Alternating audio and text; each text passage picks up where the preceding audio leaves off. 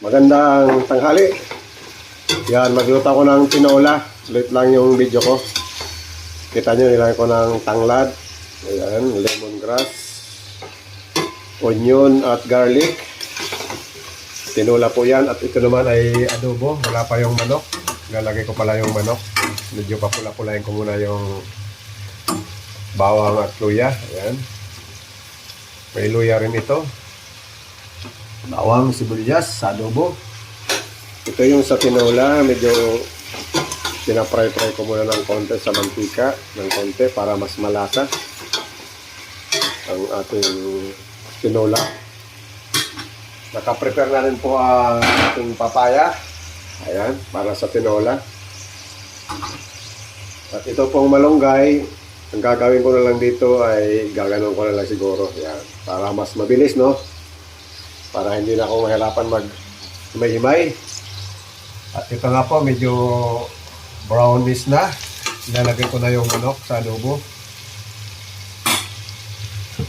Ayan. Ayan. Medyo halong-haluin natin ng konti. Dahan. Adobo po yan, mga kaibigan.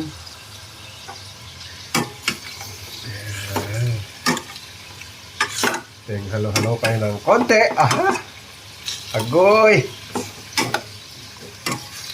Yummy-yummy na yan pag naluto, mga idol. Medyo fry-fry ko rin ng konti yan para malasang-malasa. At ito rin, malapit na. Yung tinola natin, mabango na. Asos! Aroy! Yeah, bali dalawang manok po yan na 800 grams bawat isa. Hiwalay ko po. Yan, luto-lutoin pa natin ng konti at medyo mapula-pula pa. Para malasang-malasa ang ating pagkain, mga kaibigan. Ganyan po ang pagtula. Para lumabas yung lasa niya. At ganun din ang ating adobo. Medyo pinapry ng konti. Yan. May kulang pa ito, paminta. Yan. Ay, patay. Yung sili. Agoy, ang sili ng mga manoy, mga uragon. Nalimutan ng sili. May powder dyan. Pwede na yung powder siguro. Panglaban na yan sa sili. Ang anghang.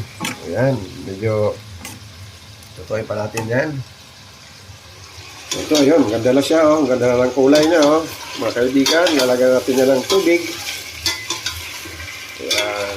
Pero maya-maya na. Kasi ano pa yung papaya.